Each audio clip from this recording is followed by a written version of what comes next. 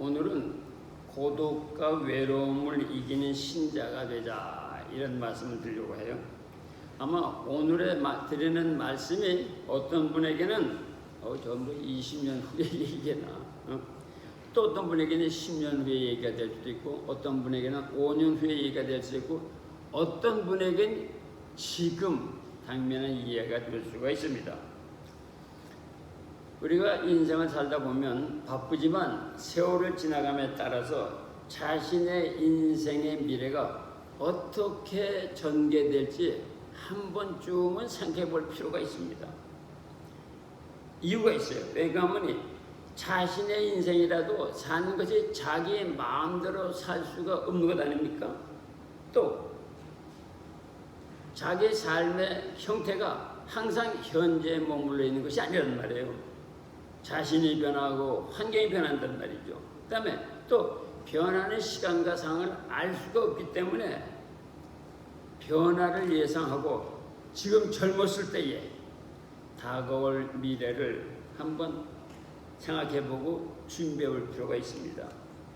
저는 지난주에 아주 독실한 권사님 네 분을 만났어요. 그래서 무슨 얘기한 관에 죽음에 관한 이야기를 했어요. 그 권사님이 나가는 교회는 연장 70 먹은 연장자들이 한 150명 된다 그래요. 자연의 얘기가 나온 게 뭐냐면 피할 수 없는 죽음, 이걸 어떻게 할 것이냐. 그러니까 그 권사님 말씀이 다 알아요. 우리가 죽게 되는 거 다 알아요. 그런데도 죽음에 대한 이야기는 애써 피하려고 한다는 거예요. 예? 그러다가 준비가 없다가 막상 죽음이 가까우면 불안하고 두렵고 갈피를 알지 못하는 거예요. 그래서 우리가 피할 수 없는 우리의 미래를 지금부터 준비를 해 두어야 편안한 겁니다. 말씀드렸어요. 예? 그런데 여러분, 우리가 목사님 죽음은 아직 멀었어요. 내게는 30년 밖에 일이고 내게는 10년 후에 이런데 왜 세상 말로 재수없게 겁나게 죽음 얘기를 하세요. 그러나 죽음 외에도 죽음보다 먼저 찾아오는 게 있습니다. 모든 사람에게. 그게 뭐냐면 외로움과 고독이에요. 이 외로움과 고독은 남녀노소 빈부의 차이가 막론하고 배우고 못 배워 상관없이 이 고독이 찾아옵니다. 기억해야 할 것은 그래서 지금 인생 말년에 찾아오는 이 고독과 외로움과 죽음을 자연스럽게 맞이할 수 있도록 준비해야 된다고 말씀해요. 외로움과 고독에 대해서 좀 알아보면, 또 외로움과 고독을 맞이하고 있는 노인네들을 보면 정말 살아볼 필요가 있어요. 그냥 외로움과 고독함을 가져다주는 외적인 이유가 뭐냐? 첫째가 뭐냐면, 이유가 많습니다. 굉장히 많은데 첫째가 사별이라는 거예요. 그 다음에 헤어짐, 그 다음에 사업 실패, 그 다음에 인생의 실제에서 감옥에 가 있을 때, 그 다음에 언어적, 문화적 장애가 있을 때, 그 다음에 그 좁혀지지 않는 갈등, 부부 사이에 그 좁혀지지 않는 그 갈등이 고독감을 갖다 준다고 말이죠. 그 다음에 믿었던 사람들의 그 패신. 저도 목회를 하면서 정말로 깊이 빠지는 고독을 체험한 적이 있어. 그런 배신. 그 다음에 왕따, 따돌림 당하는 것. 이런 것들이 고독을 갖다 주고, 특별히 노인들이 되면은 자녀들이 멀리 이사 가도 그게 고독감을 갖다 준대요. 그 다음에 또 뭐냐면은 삶의 한계 변화한다는 말이야. 예를 들어서 큰 집에 살다가 양로로 가든가 조금 노인 아파트로 가면은 사람이 심히 바뀐다는 거야. 그래가지고 고독해진다는 거예요. 그 다음에 또 누가 갔네? 하는 이 친구와의 소통의 단절에 고독함을 준다는 거예요. 그 다음에 70 이상 먹으면 두려운 게 뭐냐면요, 드라이브 라이센스 더 이상 발급하지는 거. 80 이상 되면 참 받기 어렵거든요. 그때 드라이브 라이센스가 더 이상 못 주겠다고 할 때 그때 오는 그 절망감은 대단하다고 그래요. 먼저 겪으신 분들이 그런 얘기를 해요. 그 다음에 때로는 선생님, 사모님 죄송합니다, 암입니다.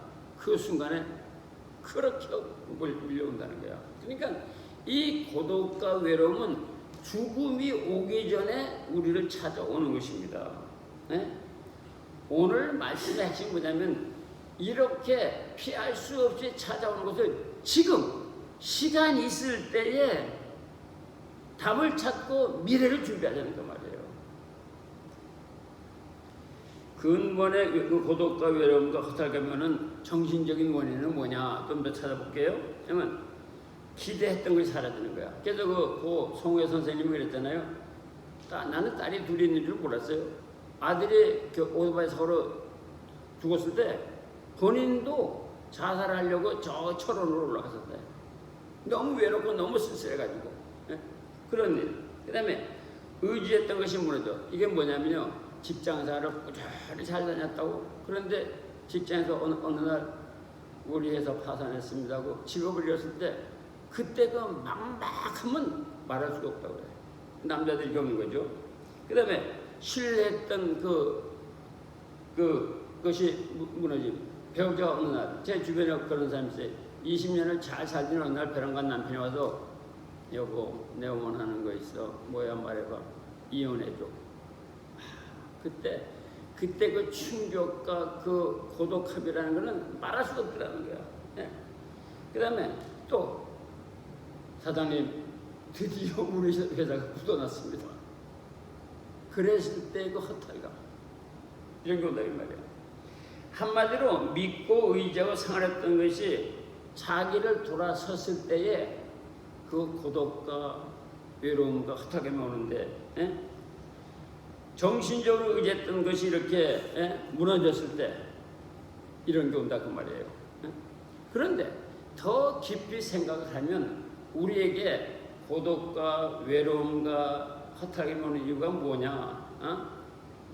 변하는 것을 절대 기준으로 삼고 기대하고 소망을 걸고 의지하고 살기 때문에 변하는 것을. 요거 여러분 바빠도 이 말은 꼭 기억하세요. 예?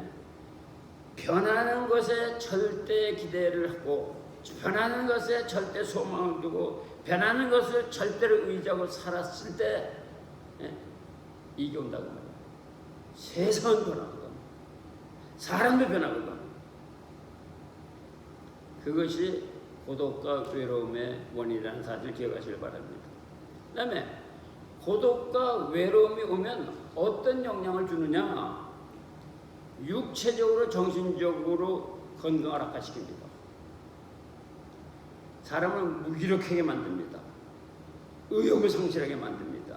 그리고 이 고독과 외로움을 깊이 느끼면 빨리 죽는데요. 통계적으로 보면. 그 다음에 고독과 외로움이 깊어지면 기억력이 떨어진대. 인식력이 떨어진대. 이게 다 이제 과학적으로 증명한 얘기들이에요. 그 다음에 고독과 외로움에 시달리면 뭐가 오느냐? 심장병, 과체중, 면역체계 약화, 불안이 온다는 거예요. 그 다음에 뭐하면 침울이 오고, 그 다음에 우울증이 증가되는 거예요. 근데 여러분, 우울증은 초기에 잡지 않으면 그 우울증은 마선생이 들어오는 길목이 됩니다. 계속 우울증을 잡아야 되는 거예요. 이렇게 된다 이 말이에요. 네? 그러면 이 고독과 외로움이 다가오는데 이것은 해결책은 뭐냐? 우리는 그렇지 않으니까 하나님의 말씀에 따라 찾아보자고요. 사도행전 16장에 보면 빌보 감옥에서 바알과 실라 이야기가 나오고 열왕기상 18장에 보면 갈멜산에서 바알 선지자 450명과 대결하는 엘리야의 이야기가 나옵니다. 그 다음에 열왕기 하에 보면은 오늘 본문대로 너 죽으리라고 하는 히스기야 왕의 그 사망 선고에 대해서 애통하고 부르짖음으로 말미암아 해결되는 그런 이야기가 나옵니다. 잠언을 보면 잠언자도 30장 5절에 보면 하나님은 그를 의지하는 자의 방패라고 구서들이 가르치고 있어요. 그래서 종합해 보면은 지금까지 의지해둔 것에 대한 기대감을 버리고 의지의 대상을 바꾸는 거야. 뭐라고요? 의지의 대상을 바꾸는 거야. 더 쉽게 말하면 돈을 의지했냐? 더 이상. 사람을 의지했냐? 더 이상. 권세를 의지했냐? 더 이상. 명예를 의지하나 더 이상, 지식을 의지하나 더 이상. 여러분 지식 의지하고 살다가 홀랑 망해버린 세계적인 사람도 있어요. 소련 연방이 됐다. 예? 공산주의 경제학을 공부했던 경제학자들이 다 실어버렸어. 그냥 망해버렸거든. 지식도 마지막 기대할 수 있는 게 되지 못하는 거예요. 그래서 뭐라고 뭐냐 우리 믿음의 선조들이 이런 말을 했어요. 특히 사도 바울이 고린도후서 1장 9절에 우리는 우리 자신이 사형 선고를 받는 줄 알았으니 이는 우리로 자기들을 의지하지 말고 오직 죽은 자를 다시 살리시는 하나님만을 의지하게 하십니다. 그 다음에 이사야서 2장 22절에 보면 너희는 인생을 의지하지 말라. 그의 호흡은 코에 있나니 샘할 가치가 어디 있느냐. 그러니까 예방과 해결책은 고독과 외로움에 대한 해결책은 말씀 그대로 변하지 않는 것으로 우리가 의지하는 대상을 바꾸는 거야. 예? 세상에는 우리가 의지할 대상이 보이는 것은 없어요. 영원히 의지할 사람도 없고 남편도 아내도 없고 권세가도 없고 예? 부자도 없다 이 말이야. 하나님만이 변함이 없기 때문에 사람이 의지할 수 있는 대상은 오직 하나님뿐이다. 그러니까 이제부터 밀려는 고독과 외로움을 갖다가 이기려면 변하지 않는 하나님을 의지하라고 말이죠. 네? 하나님은 어떤 분입니까? 사람과 달리 변하지 않는 분 아니야.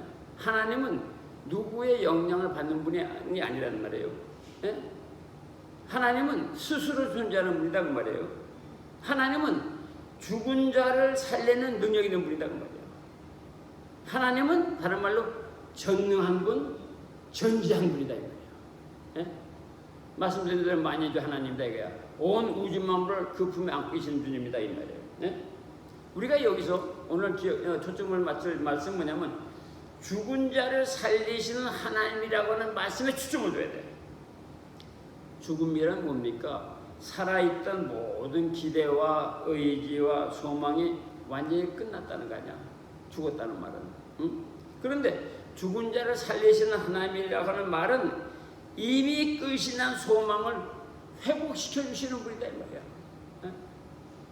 회복시키는 분이다 이 말이야. 그래서 에스겔 골짜기에 마른 뼈를 군대 만드신 분이라고 말씀하고 있잖아요. 응? 여러분 우리가 기억해야 될 것은 하나님은 보이지 않아도 우리 눈에 보이지 않아도 나눌 수 있는 분이요 위로받을 수 있는 분이요 동감할 수 있는 분이요 같이 있을 수 있는 분이라는 사실을 기억하라고. 그게 우리가 믿는 하나님이에요. 우리의 신앙의 성장이라는 건 뭐냐면 보이지 않는 하나님이 정말로 보이는 하나님으로 위로받을 수 있는 분으로 동감하시는 분으로 같이 가시는 분으로 체감하는 거야. 그것이 신앙의 성장인 거야. 평생 30년 40년 가도 하나님하고 자기 삶하고는 아무 관계가 없어. 그냥 알아요. 나가 천국 가는 거야. 이건 현실의 삶에서는 하나님과 연결이 없어. That's wrong. 왜 그런지 아세요? 예수님 보시면 뭐 했어? 병든 자를 고쳤어. 눈먼 자를 고쳤어. 안진뱅이를 고쳤어. 나병 환자를 고쳤어. 예? 오병의 기적을 베풀어서 하나님은 오셔서 우리의 삶의 현실로부터 하나님의 신을 보여주는 거거든. 그러니까 우리가 하나님을 믿는다는 믿음이라는 게 뭐냐면 우리의 삶의 현실에서 그분을 만나서 우리의 삶이 힘을 얻어야 되는 거죠. 이게 믿음의 신앙의 기초예요. 이것도 안 하면서 무슨 하나님을 믿어? 육신이 먹을 밥도 해결해 주지 못하는 하나님이라면 어떻게 내 영을 맡길 수가 있냐고. 전 그렇게 기도했어요. 주님, 내가 육신에 먹을 빵, 육신 많이 먹어도 그냥 흙으로 갈 텐데 이 흙으로 가는 육신도 해결하지 못하는 분이라면 어떻게 내가 당신의 내 영을 맡깁니까? 하고 내가 그렇게 따지고 달려들었어. 거기에. 그랬더니 하나님이 보여주셨다더라. 내 육신의 삶을 내가 체험장을 보여주기 시작하더라고. 그걸 보여줄 적마다 내가 힘을 얻은 거야. 그래서 늘 얘기하면 저는 맨주먹에서, 아주 맨주먹에서 나 구멍가게 4개 했어. 신학교 오기 전에. 왜냐? 오직 기도로. 하나님께서 천사를 보내서 도와주시는데 기막히더라고. 그래서 그럴 거예요. 어떤 사람이 그래요. 목사님, 뭐 아직도 그런 거 보니까 교회가 큰 모양이죠. 아니야. 내가 하나님에게만 붙어 있으면 하나님 먹고 마시는 문제 해결해 줘요. 먹고 마시는 문제가 해결이 돼야 그 다음에 내 영을 하나님께 맡기는 거 아니야. 천국도 갈 소망을 가는 거야. 여기서 먹고 마시지를 못하고 결결되면서 무슨 천국에 소망을 두고 앉아있냐고. 우리 신앙생활 똑바로 잘해야 돼요. 그러므로 우리는 변하지 않는 죽은 자를 살리시는 하나님으로 우리의 의지의 대상을 바꿔야 한다는 말이에요. 예? 그렇게 하면 하나님과 맺어진 그 커넥션이 우리의 외로움이나 고독함을 해결해 준다고.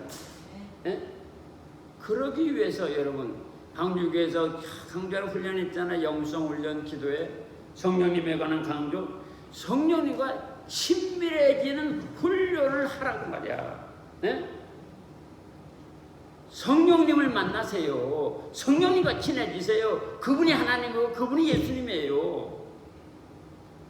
그분을 찾아 만나는데 특별한 조건이 없습니다. 누구든지 만날 수 있습니다. 뭐라 그래서 생수를 누구든지 와서 공짜로 마시라고 그랬거든. 응? 그럼 뭐냐?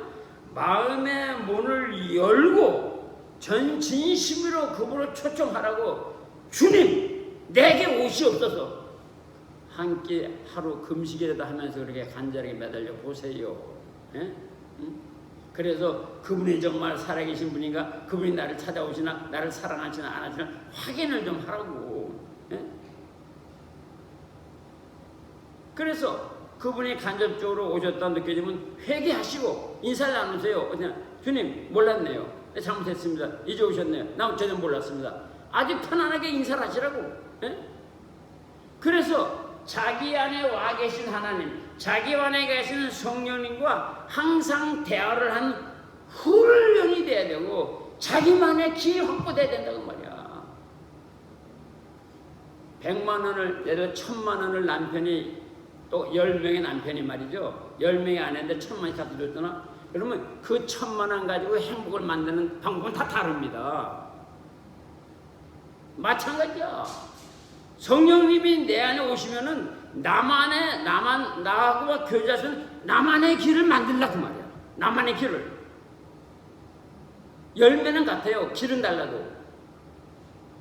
그게 신앙인 거야. 그게 살아계신 하나님을 만나는 거야.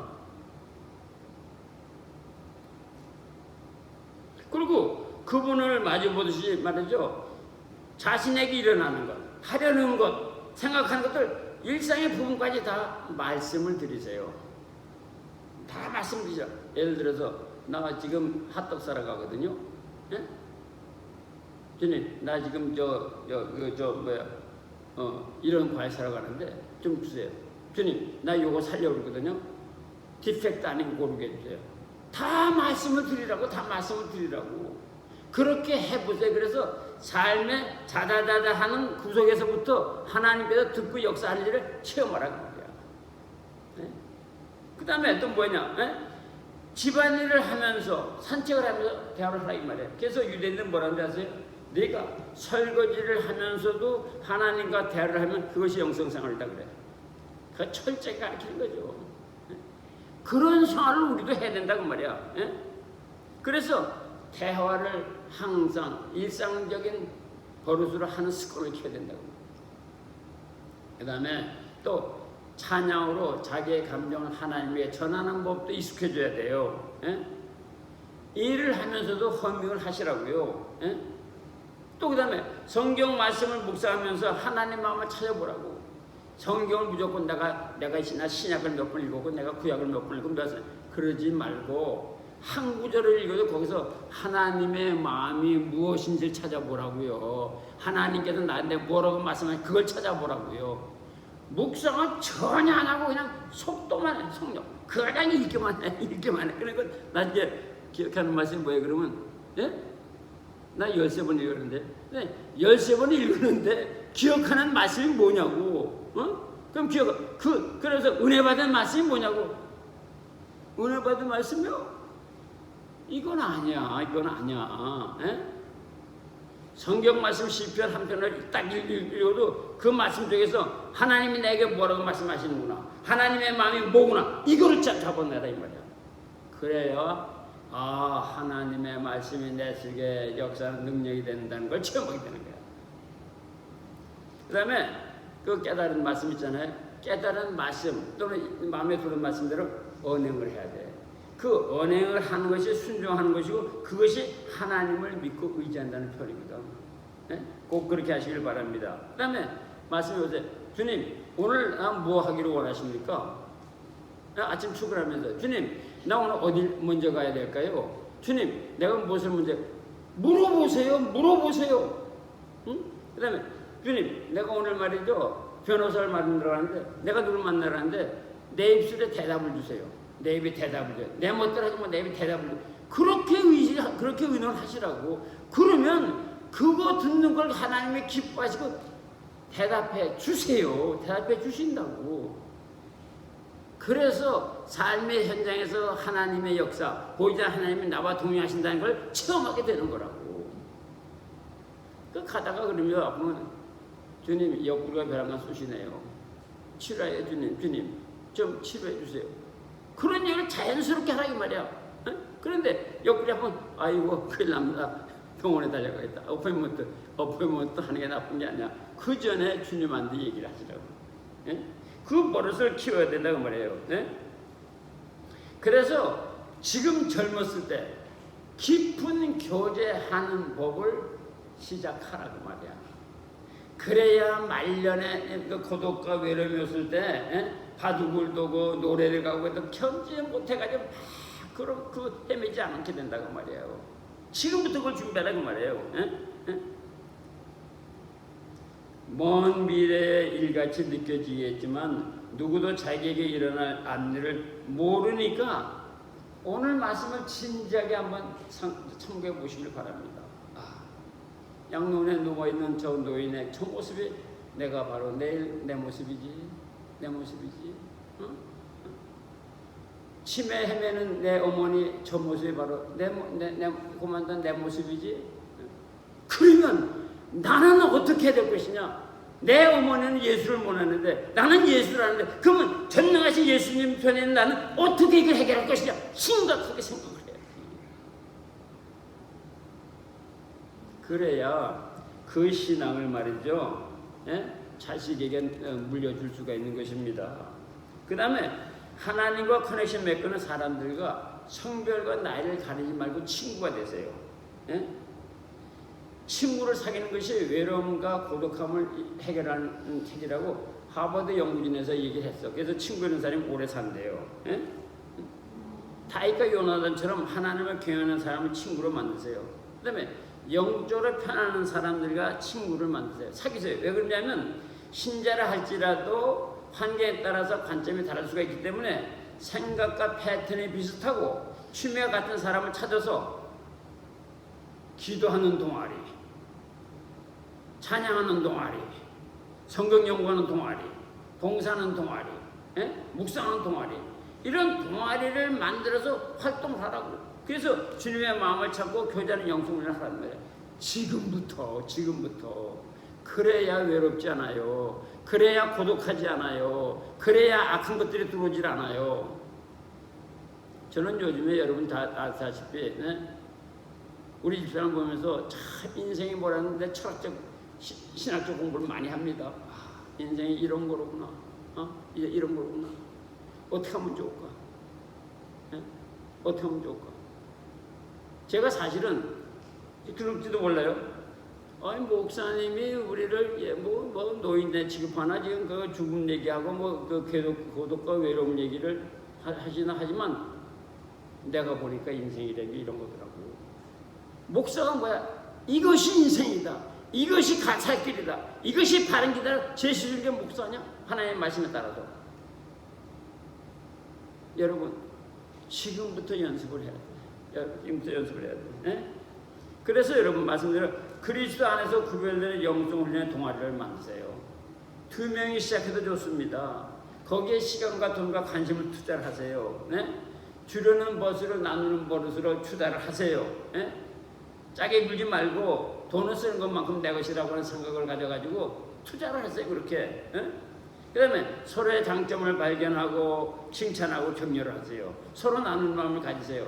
그때 거기서 내 것만 최고라고 조정하면 친구가 우리 안 되니까 쉐어링 하시라고. 왜냐면 하나님은 어느 한 사람한테 당신의 진리를 다 알려주질 않습니다.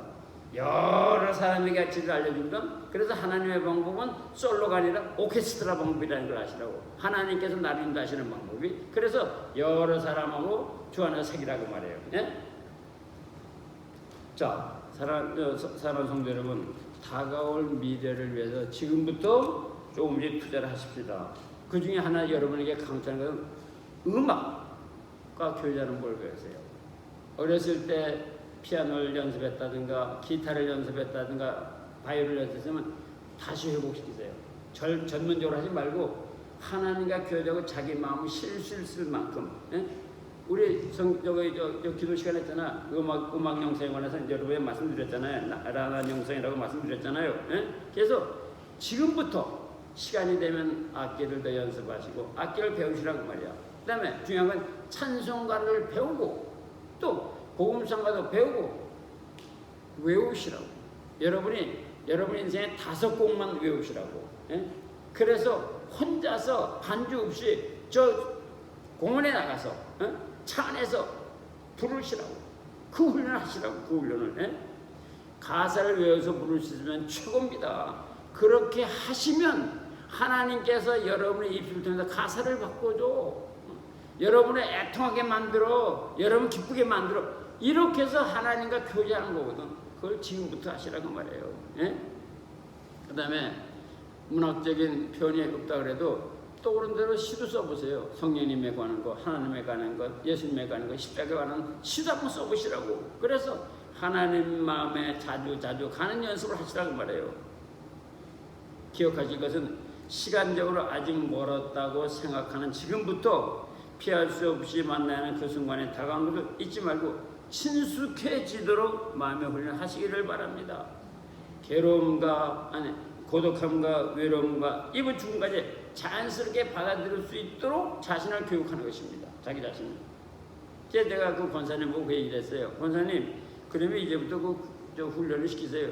어떻게 훈련을 시켜? 내가 농담하시라고 누가 이쁜 옷 입고 왔으면 야, 그 세메터리 앞에서 참 옷 이쁘다 야. 그 가방 샀어? 와, 그렇지. 세메터리 안에 들어가도 이쁜 가방을 들어야 되지. 응? 이쁜 가방을 들어야지. 응? 그리고 권사님 백내장 수술 해야 돼? 그럼 꼭 해야 돼. 왜 해야 돼? 뭐 이상하다. 꼭 해야 돼. 왜냐면 백내장 수술하면 무덤이 안 보이거든. 그렇게 해서 죽음, 외로움, 고독을 이겨나가는 쉽게 접하도록 만들어요. 접하도록 만들어야 그 말이에요. 그래서 그 순간을 맞이할 준비 하라 이 말이에요. 그 다음에 또 좀 가까운 친구는 너 네 남편 죽으면 너 어떻게 살래? 시집갈 거냐? 너 그 나이에 어떻게 시집가? 나이 70 넘어가지고 그래가지고 농담만 진담으로 하나님 앞에 가까이 하도록 대화를 이끌라고 말이야. 그래서 외로움과 고독함과 쓸쓸함과 죽음은 피할 수 없는 현실이로구나. 피할 수 없는 현실이라면 즐겁게 맞이해야 되는구나. 찬양으로 맞이해야 되는구나. 이거를 준비하라고 합니다. 이걸 준비해야 돼요. 그 준비 안 하면 하루 종일 텔레비만 보고서 왜냐면 이해가 되죠. 외롭고 고독하니까. 그렇다고 사람이 붙어서 아양 떨 수도 없잖아. 24시간. 그것도 안 되잖아. 그러니까 뭐야? 살아계신 하나님과의 만남을 통해서 그 안에서 즐겁고 그 안에서 깨닫고 그 안에서 소망을 갖는 이건 이런 인생이 돼야 될 거 아니야. 그래서 여러분 필수적으로 다가오는 것에 대한 준비를 하시기를 바랍니다. 시간이 어디 있느냐 반문하지 말고 미래를 위해서 시간을 만들어내시길 바랍니다. 네? 자 보세요. 집사님 남자는 미래가 망하면 현재도 망하는 거야. 안 그렇습니까? 예? 내가 화려하게 말이죠. 예? 내가 벤츠를 내가 10대 타고 다녀서 크게 타는데 마지막에 죽음과 외로움과 고독 속에서 한평 방주에서 그냥 이런 거 갔으면 벤틀리 10대 타고 다니는 그 인생이 뭐야? 그 망한 인생이지. 그렇지 않아? 예? 그렇지 않습니까? 우리의 인생의 결말은 마지막이 있잖아. 예? 예? 하루 12끼 먹지만 지옥 가면 그게 흥한 인생이냐고. 그게 성공한 인생이냐고. 지금부터 성공하는 미래를 만들자고 말이야. 그 성공한 미래는 뭐야? 외로움과 고독과 죽음을 기쁘게 맞이하고 천국을 정말로 기대감 속에서 맞이하는 그런 인생이만이 성공한 인생이 되겠죠. 예? 자, 말씀을 마치겠습니다. 예? 우리 때 최고의 준비는 뭐냐? 하나님과 가까워지는 것이에요. 하나님과 커넥션을 가지고 그분과 교제하는 겁니다. 교제는 훈련을 하는 겁니다. 교제는 훈련. 교제는 훈련하는 것이 피하지 못하는 미래를 준비하는 일이다. 네? 오늘 말씀이 마음에 와닿으면 신중하게 고려해 보시기 바랍니다. 말씀 몇 절 소개하고 마치겠습니다. 시편 102편 11절에 내 날이 기울어지는 그림자 같고 내가 풀에 시들어진 같으니이다. 시편 144편에 이런 말씀 있어요. 다윗이 지은 겁니다. 사람은 헛것 같고 그의 날은 지나가는 그림자 같으니이다. 오직 여호와를 앙망하는 자는 새 힘을 얻으리니 속수리 나겠지며 올라감을 같을 것이요 다른 박질하여도 굼빛이 아니하겠고 걸어가도 피곤치 아니하리로다. 두려워하지 말라. 내가 너와 함께함이라. 놀라지 말라. 나는 내 하나님이 됨이라. 내가 너를 굳세게 하리라. 참으로 너를 도와주리라. 참으로 너의 의로운 오른손으로 너를 붙들리라. 살아계신 하나님께서 지금 우리에게 하시는 말씀입니다. 말씀에 근거해서 다가올 그날을 준비하는 여러분과 제가 되기를 바라서 이 말씀 전해드렸습니다. 기도하겠습니다. 아버지 하나님 감사합니다. 다가올 미래를 어떻게 준비해야 되는지 알려주신 것을 감사드립니다.